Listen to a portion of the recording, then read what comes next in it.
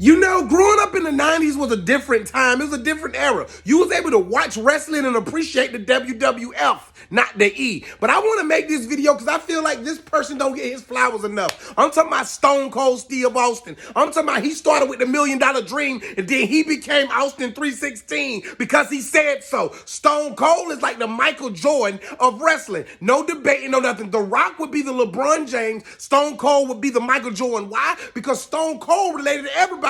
Black, white, he was a redneck, but he had some real hood tendencies. Like, you can't tell me that you don't want to wake up and go and pop your boss right in the mouth. Not only did he slap his boss and stun his boss, he slapped his wife, he slapped his daughter, he slapped his son. Stone Cold stunned the whole family. And then he was himself. At the end of every match after he won, he go stand on top of the rope and he be... In my whole childhood, being a 13, 14-year-old, I wanted to be the person to throw them beer cans to Stone Cold, and he clap them like this, and he just gargle. Then he tell somebody, what? What? Stone Cold Steve Austin was the only person that could take a Bible verse and turn it into this, and we said nothing. The Lord in heaven was like, okay, that's for Jesus. Don't you play with my son, Stone Cold, but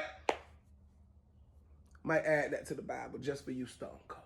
And then the way he walked like this, Stone Cold was bow-legged from the knees down. So you know Stone Cold probably hung out with a bunch of essays and a bunch of Negroes when he came up and stuff like that. Stone Cold is your inner being. Stone Cold is your inner beast. Stone Cold drove a fire truck inside.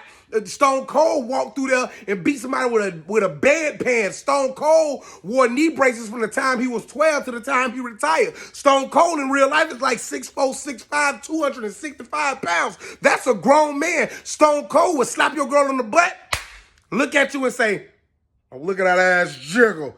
Jiggling, ain't it? And you'll be like, yes, sir. But Stone Cold wouldn't do that because he got so much respect for you. Listen to the man named Stone Cold.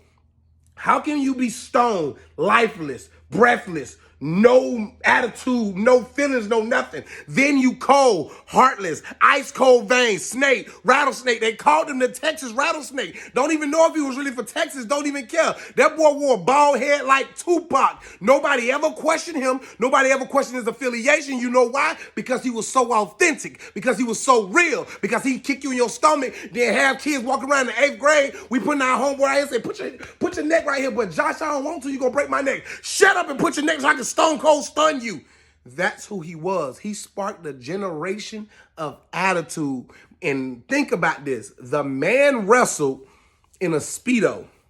We never questioned that. We never looked at him awkwardly. We never challenged him. He wrestled in boots and a black Speedo. Then when he flipped it up, he wrestled in some Wrangler jeans and cowboy boots.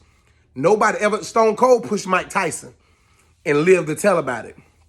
You can't tell me nothing about Stone Cold Steve Austin, the Texas rattlesnake. These flowers for you, homie. Stone Cold is the Michael Jordan of wrestling.